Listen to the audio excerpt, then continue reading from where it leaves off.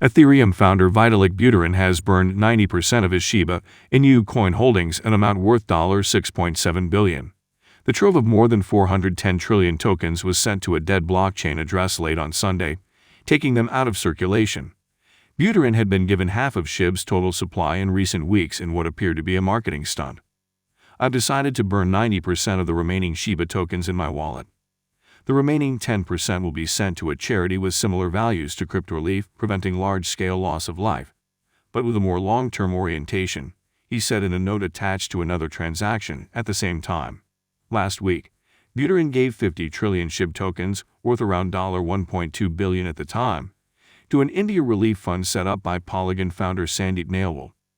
Labeling itself a Doge killer, SHIB has seen a price increase of nearly 900% in the last 2 weeks, culminating in an all-time high of $0.00003791 May 10 in listings on major exchanges such as Binance and Huobi. The remaining half of SHIB's supply is locked for liquidity on decentralized finance platform Uniswap. Buterin also said in his note that he would prefer makers of cryptocurrencies give them to charities and not to him. "I don't want to be a locus of power of that kind," he said. The news of Buterin's actions has not had any significant effect on SHIB's price, despite a small bump to $0.00001880 immediately after. According to CoinGecko, since then, it has pulled back and is hovering at around $0.000016 at press time. In the world of cryptocurrency, burning a token means to purposefully take that token out of circulation, often by sending it to a cryptocurrency wallet to which no one has access. Burning large amounts of cryptocurrency tokens can have the effect of increasing the scarcity of that token. As such, burning can be used as a way of controlling inflation. It is similar to stock repurchasing in the world of traditional finance, whereby companies purchase shares of their own common stock to increase the scarcity and potentially the value of shares already held by investors. In a transaction note, Buterin urged other coin developers not to send him any more tokens unless he consented first and recommended contacting a charity instead.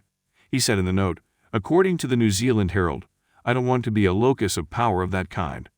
Cryptocurrency tokens are notorious for their volatile price swings.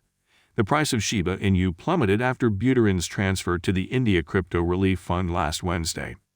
Experts have previously warned Newsweek about the risks associated with cryptocurrency investing. SHIB has gained 19% on a 7-day trailing basis, but still traded 57.07% lower from the all-time high of $0.00000388, which it reached on May 10 at press time. Buterin's burn could potentially trigger another rally, but that remains to be seen. Investors should exercise caution and do due diligence before allocating funds to any volatile investments, like new cryptocurrencies with small market capitalizations and high supply. Be sure to subscribe and like, guys. And I think with Elon, you have to take the good with the bad, right? Crypto touted him for being an early adopter. He was one of the first real institutional corporations to buy Bitcoin on their balance sheet. And now they're chastising him for bringing forward, I think, conversations that are probably happening, and frankly, happening in boardrooms around the world right now between institutions, corporations, treasurers, CEOs. They have to think about the consequences of their investments. Now, the informedness of those tweets or the public format in which he is making those statements creates a little bit more of a opportunistic trading environment for folks in the space.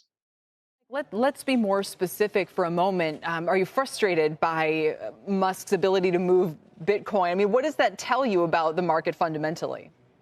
It's just another input, right? It's like any market or any asset. It can be impacted by a particular individual.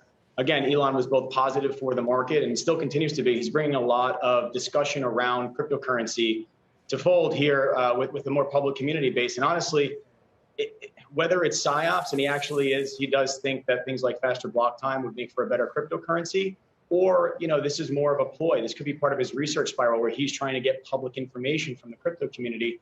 I actually am not frustrated. I think it's helpful for the broader long-term value proposition of Bitcoin for people to be more informed. And the crypto community is not afraid of sharing their opinion. Right. But I guess the analogy would be, what other asset class does somebody wield such power? I mean, in traditional equities, you have, many folks that can impact a single stock. You have, the Fed or politicians who can impact macro assets like the dollar and gold. Everything in this day and age, open platform, large social platforms, create that dynamic. It's not something that I think we can ever really avoid. Thankfully, with Bitcoin, you have a bit more of a distributed holder base and investor base. Nothing's changed long term.